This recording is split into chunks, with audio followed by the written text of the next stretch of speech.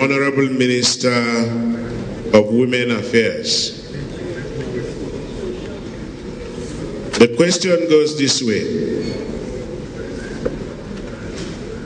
Ma, world leaders recognize the pervasiveness of discrimination and violence against women and girls when they signed the Millennium Development Goal in 2000.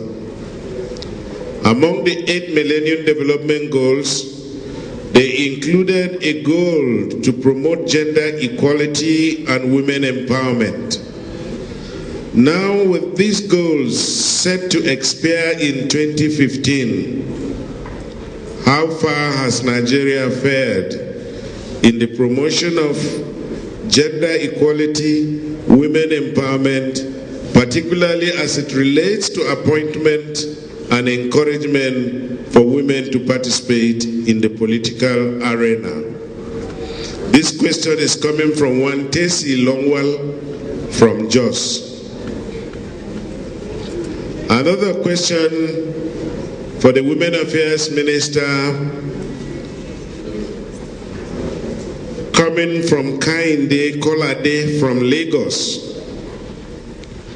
He said that it is evident that the present number of women in the legislature, that is the Senate and the House of Representatives, has dropped from that of 2007 elected representatives. Ma, what are your plans to ensure that in 2015 elections, we bring in more women to ensure affirmative action in the national and state houses of assembly? Still for the Women Affairs Minister, and this one is coming from Rebecca Dakin here in Abuja. She wants to know what steps is the ministry taking to partner with the organized private sector to support activities of the ministry in addressing the plight of vulnerable Nigerians under your ministry. Another one coming from Lucy Ibrahim, a private sector person from Kaduna. She wants to know, Honorable Minister, now that government is establishing gender units in MDAs to address, among others, issues such as discrimination, sexual harassment, etc., is there any plan to extend such policy to the private sector? Still for the Women Affairs Minister, and this one is coming from Nkechi Nwogu, a woman trader in Enugu. She said that poverty is one of the core issues affecting the development of the Nigerian women. How do you intend to empower rural women who are petty traders, subsistence farmers, etc., etc.?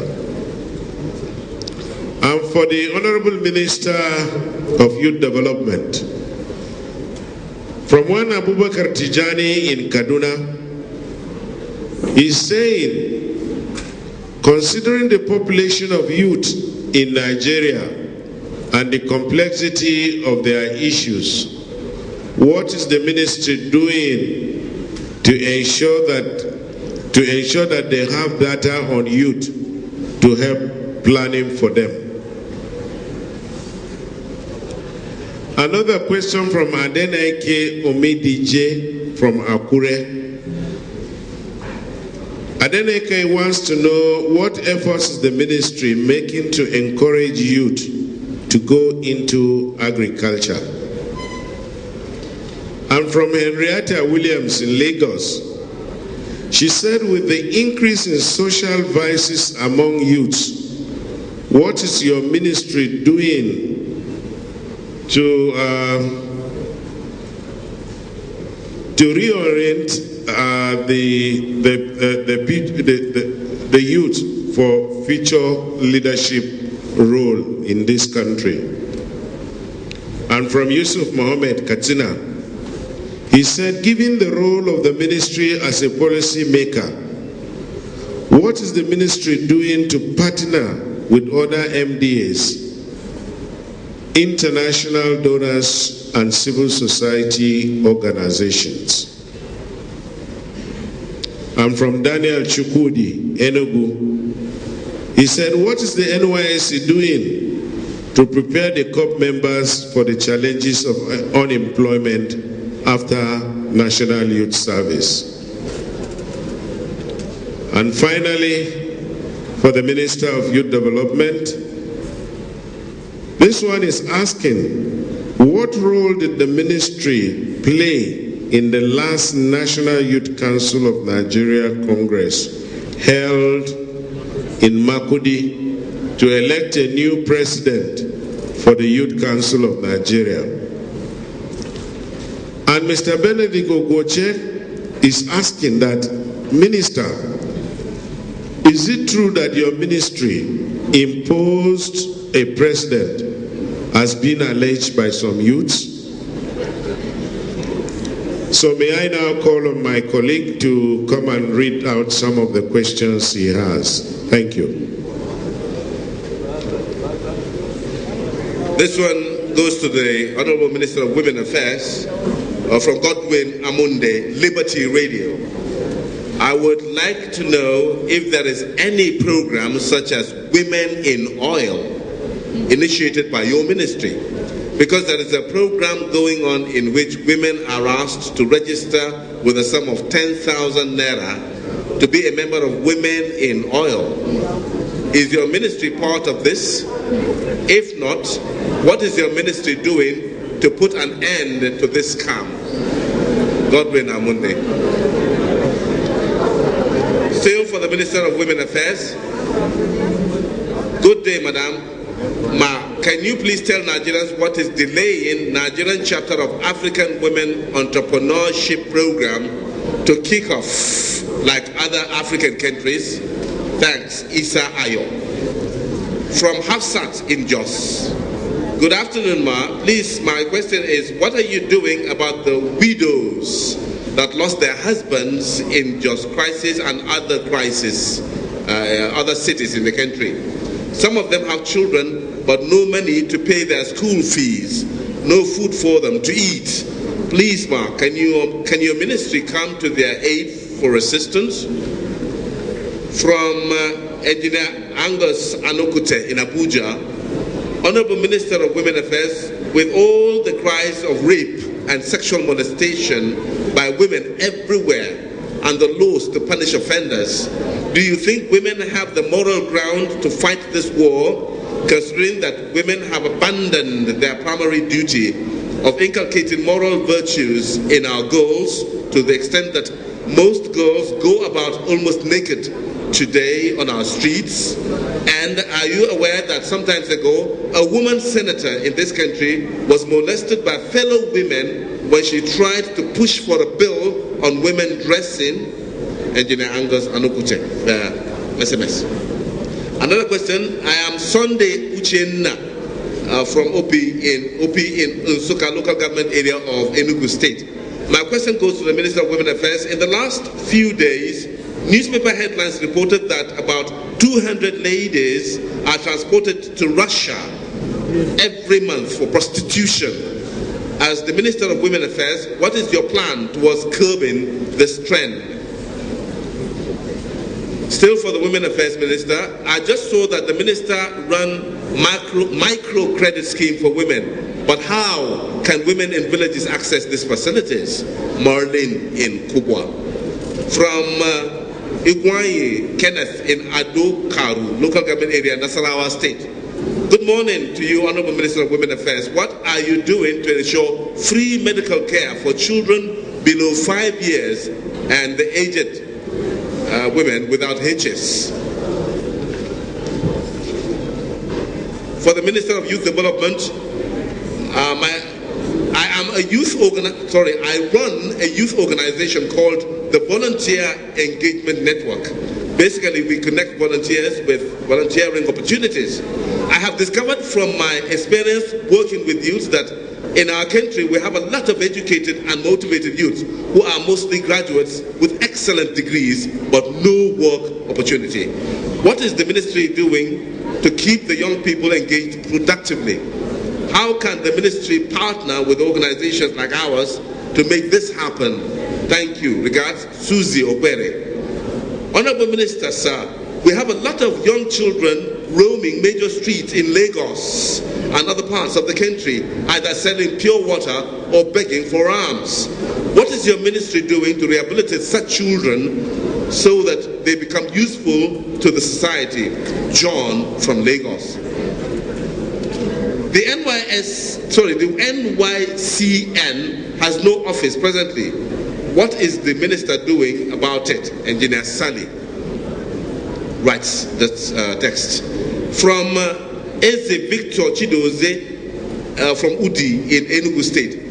Finally, NYSC Director General, what are you doing to curtail extortion of co-members in Lagos State by their local government inspectors? And then another question here, Eze Victor Chidoze from Udi again. Honorable Minister of Youth Affairs, have you ever visited Nigerian youths awaiting trial in prisons?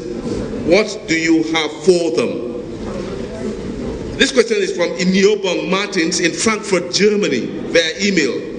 Honorable Minister of Youth Development, we are monitoring the platform on the internet. If, as you said, there is a reversal in NYSC posting, especially with regards to postings to the rural areas, when is the takeoff time?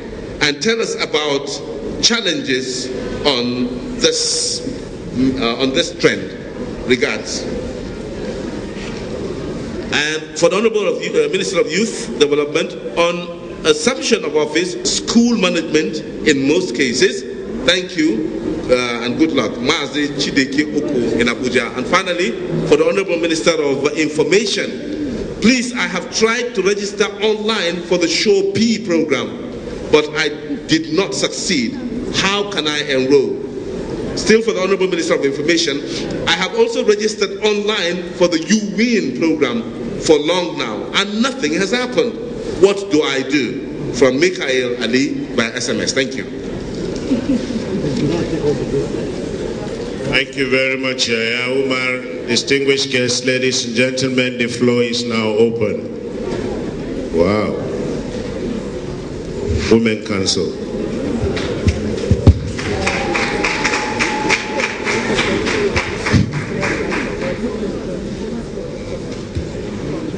Nigerian women, can you all rise up? Nigerian women, can you all rise up and give honor to whom is due? Thank you. Honorable Minister, Honorable Minister of Information, Listen. Of Youth, we are grateful for the journey so far, for your leadership in taking the Nigerian women to a higher plight. Recently, some few months ago, we paid a courtesy call to our PDP chairman to cry out to him concerning our youth, employment on Shopee. And we are giving only 30 forms for the women in FCT. And his explanation was, it was only 3,000 forms that were given to him. You can see the population of FCT. We did not know where to start. All he could promise was the forms that was given to us was for the secondary school and not for the graduates. Right now, I have over 42 graduates CVs with me, which we have been crying out for the employment of our youth, especially in the federal capital. We do not know what to do. Moving down to health sector, I happen to be the member of Ministerial Committee on Social Mobilization.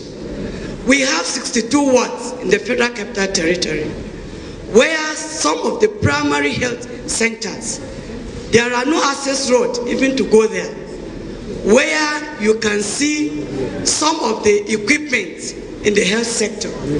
There is need, we are crying unto you that please Mr. President to pay attention on primary health centers in the 36 states and Abuja. Secondly, our appeal to Mr. President through our Minister of Women Affairs and the assessment of the female civil servants in the Federal Capital Territory. I assess that most of them are due to the position of the Permanent Secretary. They have come to me, they have cried out unto me that how can they make it up that they will be, recognized at the presidency for them to be moved from the position of directors to the Permanent Secretary that they are due. So there is need for you to please help us. Thank you. Thank you. Please, can I have the Speaker of the Children's Parliament? The Speaker of the Children's Parliament, please. Speaker of the Children's Parliament, go down there. Ask whatever question you have. Please, if I have not recognized you or asked you to come forward, I'm not going to take you. Go back to your seats. Speaker, Children's Parliament. Thank you very much. Okay. The Honorable Minister of Women Affairs, Honorable Minister, Ministry of Information, and the Honorable Minister of Youth Development. I'm Honorable Ipama Johnson, the Speaker of FCT Children's Parliament. And today I stand here to ask a few, just maybe 2 questions that is really bothering me, the Children's Parliament. As you said earlier in your speech, the Children's Parliament at the national level, they sit thrice a year so far. And I want to ask, is the Children's Parliament becoming a ceremonial parliament or a children's parliament? And then, I don't think the only job of the Children's Parliament is to have sittings, but also to advocate for children. What has your ministry done so far to see to it that the State Children's Parliament and the Children's Parliament in the national level is doing their job as the Children's Parliament to advocate for children, not just sittings, but also visit schools and address issues that really concern the children? And then for children parliamentarians who at this level have decided to go into politics as time goes on, and who are seeing to it that they don't want their dreams to be politicians to just die there, they've decided to open NGOs and foundations. What has your ministry done to support such children's parliamentarians? Thank you very much. Thank you very much. Lady Mechanic. Lady Mechanic. Good afternoon, ladies and gentlemen, all protocols observed. My name is Sandra Agwebo Ekperio. I'm the founder of the Lady Mechanic Initiative. A lot of praises to our honorable minister here. We are so proud of her. She's so supportive. The question I have, not so a question, but I just need some kind of more support to what I do. I know a lot of people know about Lady Mechanic Initiative and what we do. In Nigeria, we are empowering women to be skillful female mechanics so that they can create wealth for themselves and be independent as well. Of lately, last month ago, we graduated 47 female mechanics in Benin City, Edo State. In Nigeria today, we have over 300 female mechanics in 4 states. But right now, I've done this solely by myself. But I need the Minister for Information, Minister for Youth. Of course, he sent a representative to Benin. Thank you, sir, to grace that occasion in Benin City, Edo State last month. We are very grateful for that support. We need the federal government to empower the Lady Mechanic Initiative more to address the issue of unemployment in Nigeria. Because as long as the manufacturers of motor vehicles continue to produce cars, there are jobs for female mechanics. They can never roam the streets with certificates. They can never roam the street with certificate. We are available if the ministry, whichever ministry will want to partner with us so that we can help the government more. We are ready, we are not complaining, but we want to assist our government because we believe that every 1 year has one role or the other to play. And I'm ready to assist the government. And for years now, for the past 27 years, I've been a mechanic. I've been assisting the government. And I will continue to support them. Thank you. But I want them to empower me to do more. Thank you very much, Lady Mechanic. Yes, the two gentlemen there, come forward.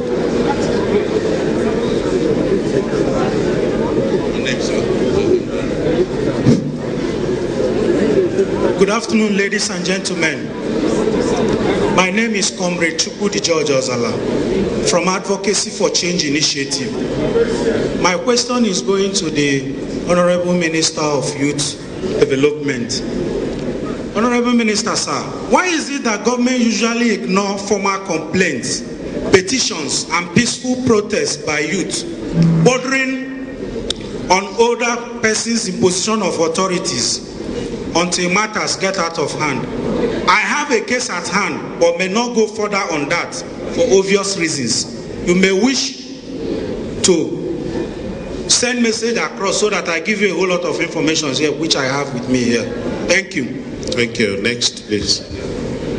My name is Robert Alexander. I'm representing Upcoming Musician Abuja chapter. My question goes to the Honorable Minister of Youth and Development. Sir, the entertainment industry in Nigeria has promoted this country far and wide by winning international awards and helped the youths in terms of employment. And this administration has encouraged self-employment. But the challenges we have as upcoming artists in Nigeria, people find it difficult to invest on upcoming artists, on human beings. Now, the problem we are having is sponsorship. What has your administration done to enhance, to support bunch of talented Nigerian young youth in achieving their dreams to become this thing? And sir, personally, as a letter dated to your office through your essay, 18th of October last year and also 17th of August last year, received by your essay, till this very moment, there is nothing we've had to encourage the upcoming artists. Thank you, sir. Thank you. Next, please. Well, my name is Pastor Jason Moore, National President, Youth Organization for Unity and Total Harmony of Society. Now, before my questions, I want to register my protest that the ministers have not served us their reports. Honorable Minister of Information, please direct the ushers to be serving us the report of the ministers. We are here to assess. It is not for government officials because they wrote the report. Thank you very much. And my question is in two folds. One, to the Honorable Minister of Women Affairs, who I admire so much. We worked together when she was president of National Council of Women Societies. Now, Ma, it is interesting that Mr. President has done so much in affirmative actions for women in political office. Now, what are you doing, Ma? Honorable Minister, Ma, you are not listening. So, what are you doing? Because the public officers of the women folk are role models to our children. And if those of them that are married and we don't pay attention to their quality in terms of ethics and morals, in terms of their roles as wives and mothers at home, so that they remain that before office and after office. If we don't do that, we put the family in danger. What is your ministry going to do to ensure development is a wholesome human capital development arrangement in three folds: physical, psychological, and spiritual? Now, what is your ministry doing to engage the relevant departments of government and the religious class to ensure that the three dimensions are adhered to? And secondly, my members from Youth Council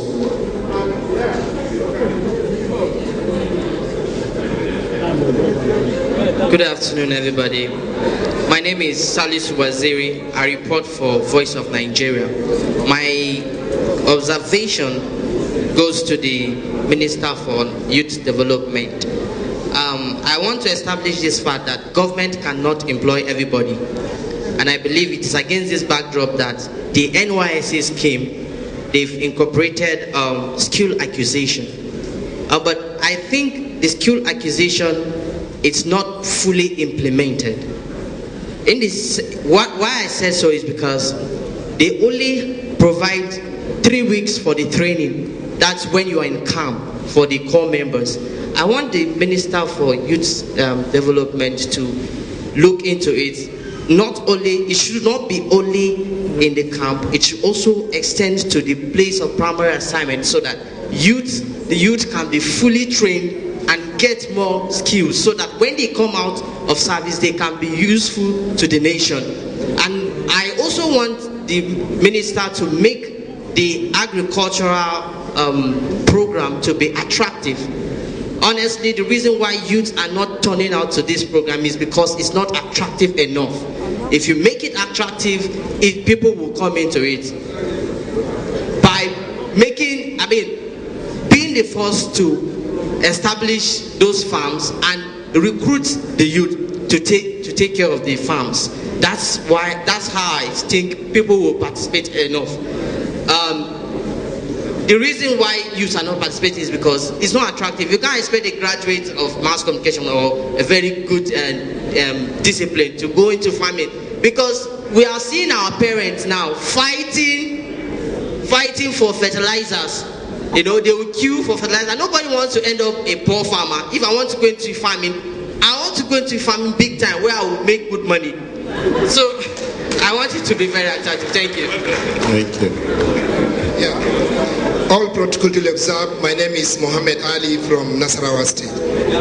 My own is prayer to the Minister of Youth and Sport, the Minister of Information, and Minister of Women Affairs to relate to the President that the problem of Nigerian youth now, the solution of the Nigerian youth comes only through scouting, because Scout is an organization that brings unity. Scouting does not segregate between Christians, Muslim, whether you are which tribe, whether you are whatever tribe. Again, Scout, they have all machineries to train youth in terms of handcraft, in terms of other mental and physical fields. We have different techniques. We have different fields in scouting, and we have specialists to give this training free of charge. As of now, World Scout Organization has given us a clinic. This clinic is situated in Lafia. This clinic is going to train youth to give free medical attention to displaced person, to give free medical attention to whoever found himself in the need of health care. If there is any disaster, the organization of Scout has sent all these free medicines, all equipment, specialist equipment, special doctors to that clinic. Therefore, I'm appealing to the President to use Scouting Association to solve Nigerian problems in terms of political, religious, and tribal problems. Thank you. Okay, thank you. Next. Good afternoon, ministers. All protocol duly observed. My name is Ijo Mawamba, reporting for Voice of Nigeria. My question goes to the Minister of Women Affairs. The National Children's Parliament is a good initiative of the government. I want to know, many people are saying that the representation is mainly from the elite, children of the elite. I want you to throw more light on how the election is being done, or the selection, however the Children's Parliament, whatever that happens there, how is it done? Because people are saying that it's only the children of the elite that are always at the local government, state and federal level. Another issue I want to ask is this: are there legislations that takes care of widows, or the humanizing trends of widowhood? Because we know that a lot of things are going wrong in that sector. Are there legislation that covers that? And finally, what is being done to over millions of children that are vulnerable? Thank you. Okay, thank you. Distinguished guests, ladies and gentlemen, may I, with your permission now, invite the Honorable Minister of Women Affairs, Ajia Zainab Maina, to please come forward and respond to the questions raised here. Honorable Minister, Women Affairs. Thank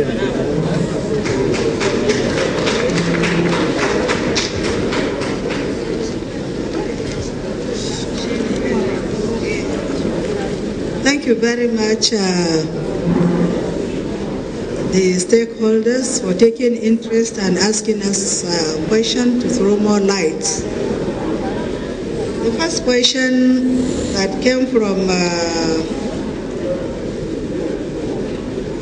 somebody from Jos, who is asking about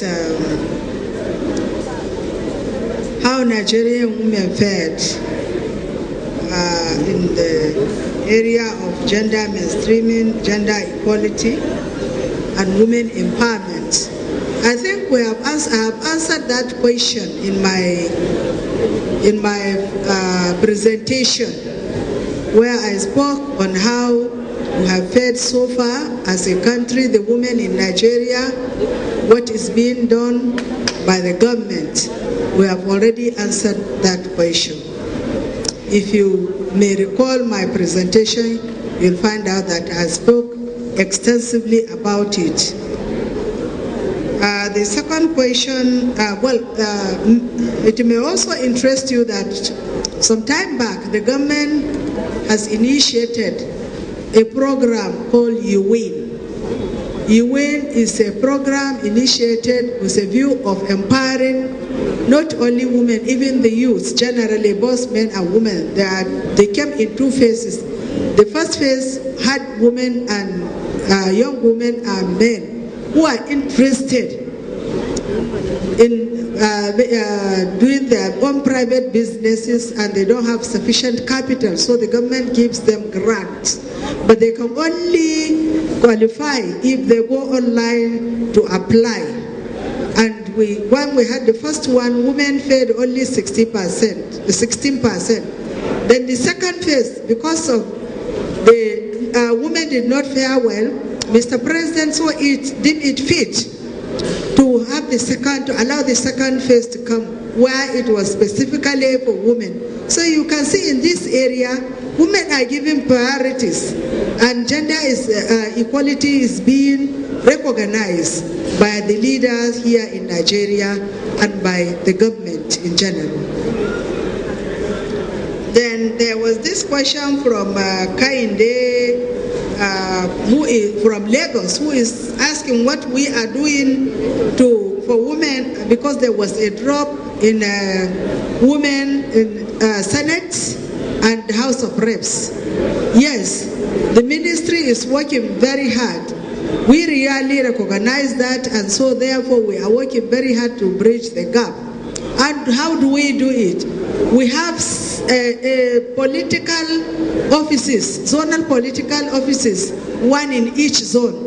And women, we have coordinators. And I have also mentioned in my speech that we have people, we are identifying resourceful candidates to contest for political offices. And by doing that, we mobilize them, then make sure that their capacity is built and they are being trained to go and empowered to go and contest for election. And we are also mobilizing resources to assist women, realizing that politics is capital intensive. So even for mobility, they need resources, and the ministry is working towards that. We did that last time during the 2011 election, but unfortunately we didn't get it well. But this time around, we have started earlier, and we are doing what we can. So we don't want to preempt our plans for everybody to know. And we are also approaching political parties to make sure that they give opportunity for women to come out and contest elections. Sometimes funds matters, but most of the time it is the men themselves who do not see the reason they will allow women, and then we don't have men political godfathers. So the ministry is doing its best to make sure that we bridge that gap. Let me answer the most recent question, which is about the Children's Parliament. Really, the truth is, the Children's Parliament is not for the children of the elite. Right now, I can't remember any member of the Children's Parliament whose father is even a government worker. Most of them come from local governments. I saw each and every one of them. I have interviewed them. Most of them, the election starts from local governments, then they come to state and was duly elected. And I don't think he is a child of an elite. If it is, well, it is just by chance. But any member of Children's of Parliament is democratically elected. We make sure that that happens. I interview them personally when they come. And for the sitting of Children's Parliament, it might not be possible for us, for now, to have the children sitting constantly or regularly as you expect, because most of the members of the Children's Parliament are students in school. So we cannot break their studies to bring them here and for them to come and have sittings. However, as time runs, we want them to come as often as we can during ceremony. Of course, sometimes if there are national issues that needs to be addressed and we want to have their views as children, like last time we had the oil subsidy, the Honorable Minister of Information, we collaborated together and brought in the members of Children's Parliament. We had their views on the oil subsidy issue, and we took their views, and most of them, their advices or their views were also taken seriously and implemented.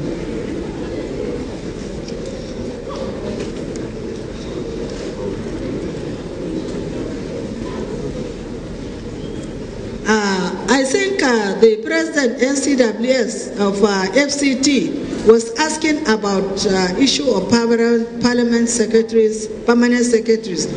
I would like my palm sake, because she is the civil servant.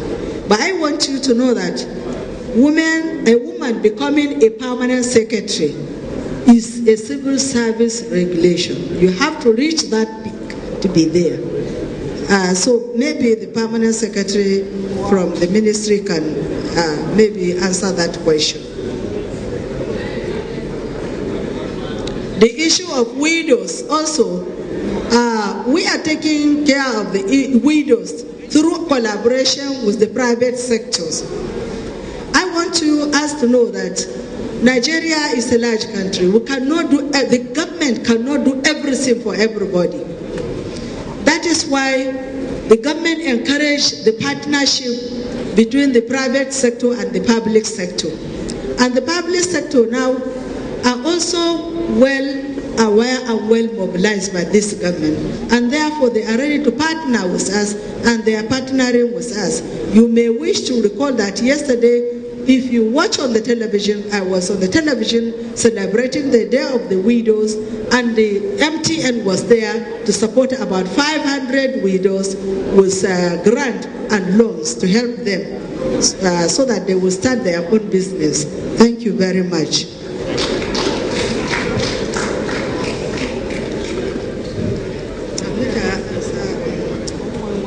Please throw more light. Show me. The Honorable Minister of Women Affairs and Social Development, the Honorable Minister of Information, and the Honorable Minister of Youth Development.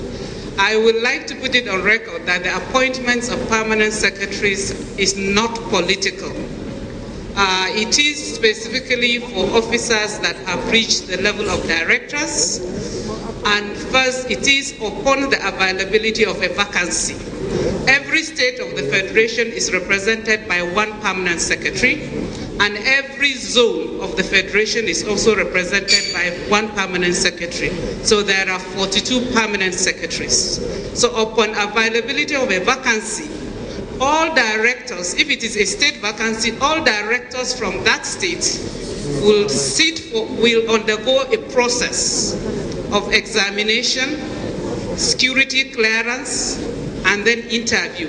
So it is strictly on merit. The best, any officer that have scored a maximum of 60 from all the three processes are recommended to His Excellency in order of performance. And that is upon which the President will approve who he has chosen amongst the recommended. Secondly, for officers that are directors, because there is need for clarity, if you are a staff of the FCT, you remain a staff of the FCT, and the FCT for now does not have a permanent secretary. So if and during the El-Rufai reforms, the staff of the FCT were given a choice to either remain staff of FCT or to join the Federal Civil Service. And as long as you are a director in the FCT and you are not from the employed by the Federal Civil Service Commission, you cannot compete, even if there is a vacancy in your state, to the post of permanent secretary. Thank you. Thank you. Quickly, I just want to welcome amongst us Clifford Abu, Special Advisor, Special Duties to the President, National Youth Council of Nigeria. You are welcome. Distinguished guests, ladies and gentlemen, may I now invite the Honorable Minister of Youth Development to come and respond to his own side of the questions. Honorable Minister, sir.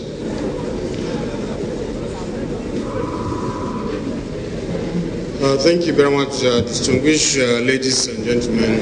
I would lump the various questions asked. I'll give some global answers. I, in my presentation, spoke extensively on issue of what government is doing in engaging youth in agriculture.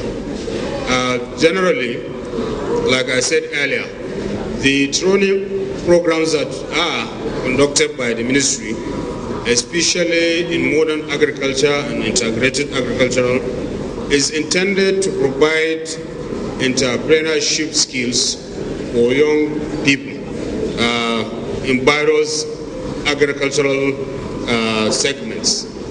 We do this as a model for local government, states, MDAs, and other stakeholders that are concerned with youth development to buy in. And happily, if you look at so many state programs, so many local government programs and other programs, through this kind of training that we give largely to serve as a model. The intention is agriculture is very veritable, is very peaceable and easier for many of our young people to embrace. And that apart, you can see even those school drops out and those who have not been to schools are largely involved in agricultural programs at their own family level, village level, etc., but largely engaged in subsisting farming. So the intention of the program is to create opportunities to expose these young people so that they can embrace agriculture, they will be self-employed, and even employ others. I give example. When somebody asks question about entrepreneurship skill of introduced by the NYC or conducted by the NYC,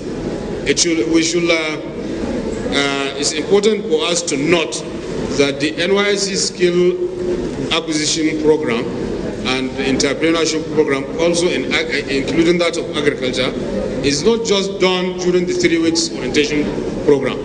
It's a program that runs throughout the service here.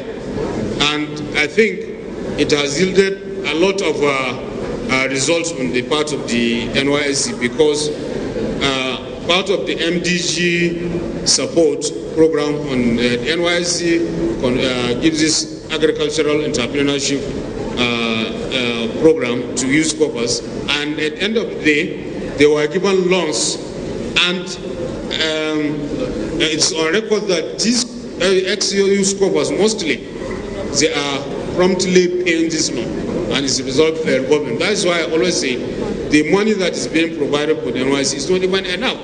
If we have these farms being fully reactivated and more money is given to the NYSC, where the many corpus, many youth members, by the end of their service here, they will have something sufficient to start up something, thereby reducing a lot of number of unemployed youth. Secondly, I think still on agriculture, on employment, you see, we have said it times without number, and I'm sure we all agree that government, no government in this world can provide jobs for any young person or for everybody. So the private sector and all other sectors must be involved. But the easiest way of creating jobs is to ensure that majority of the people are ready to embrace something that they can be self-employed and even employing others. In that regard, that's why we have this MOU with the ESCO to train 1,000 trainers. These 1,000 people are going to be trainers, and they will be trained in China on green jobs and otherwise creation opportunities through some environmentally friendly activities through desertification and afforestation. Then they will come back to Nigeria. In many centers in our old states, in the states, they will be training various people in the skills they acquire from China. That will translate into so many jobs being created. Somebody asked a question on issue of volunteer organizations. These volunteer organizations, the federal government of Nigeria is mindful of that. We have that program under the Federal Ministry of Youth Development. We are in the process of establishing more volunteer posts for so many sectors, for emergencies, for health, etc. And don't forget the non-volunteer organizations, youth organizations that are either school-based or base-based. The ministry is in the process and is supporting them, and they are in the process of reactivating them. Just like the Boy Scout, Boys Brigade, and Well Discipline. Lastly and importantly, I think I will want to comment on this, the NYSC and elections. We don't, this NYSC is a non-governmental organization. The federal government doesn't control them.